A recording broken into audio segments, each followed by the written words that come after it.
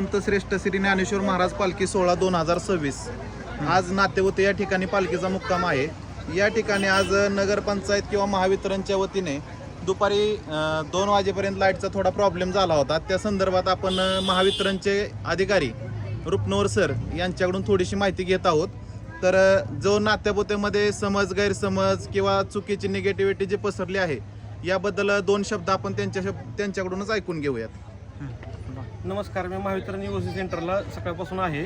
आज सकाळी आमचा एक 2-3 तासाचा सप्लाय प्रॉब्लेम झाला होता। 3 ठिकाणी अचानक आमचा लाईन फॉल्ट झाला। तो लाईन फॉल्ट आम्ही चालू करताना बऱ्याच ठिकाणी वेगवेगळ्या ठिकाणी आमचे लाईन स्टाफ सगळे एकाच वेळेस काम करत असतात। एकतर सगळ्यात महत्त्वाचा आमचा मोबाईलचा प्रॉब्लेम झाला। आम्हाला वॉकी टॉकी मिळाल्यानंतर आम्ही वॉकी टॉकीवर सगळा प्रॉब्लेम क्लिअर केला।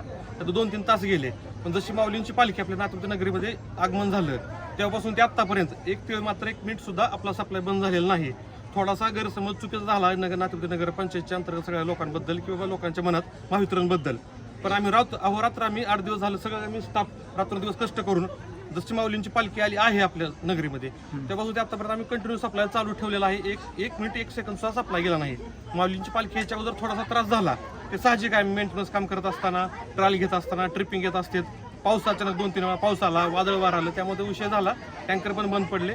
पण आम्ही सगळ्या आमचा लाईन स्टाफ आणि आम्ही सगळ्यांनी मिळून काम केल्यामुळं जशी माऊलींची पालखी आपल्या नगरीत यायच्या अगोदर 5 तासाच्या अगोदर सगळा आपला सप्लाय पूर्णपणे चालू होता, तो अजून पण चालू आहे। आणि आम्ही सकाळपर्यंत सगळे आम्ही लाईन स्टाफ सगळे आपल्या डीपीवर आणि आम्ही सगळे एकत्र काम करतोय आणि इथून पुढे पण आपला सप्लाय बंद होणार नाही याची मी काळजी घेतोय। एकंदरीत सरांचं म्हणणं असं आहे की आता 12:52 झाल्यात, एवढ्या रात्रीचे सर्व कर्मचारी आपल्या गावामध्ये नातेपुतेमध्ये वारी सुलभ आणि सुखर व्हावी यासाठी सर्व स्टाफ दिनरात्र आज जागला आहे। पण चुकीची निगेटिव्हिटी पसरवल्यामुळे जो नातेपुतेमध्ये गैरसमज तयार झाला आहे, कारण की ही लाईट आहे, लाईटीला काही होऊ शकतं। दुपारी पावसाचं वातावरण झालं होतं, यामुळे 1-2 तास काय लाईट गेली असेल, पण त्याबद्दल जो गैरसमज पसरला आहे तो दूर करण्याबद्दल आपल्याला योग्य असं मार्गदर्शन रुपनवर साहेब यांनी केलं, त्याबद्दल धन्यवाद।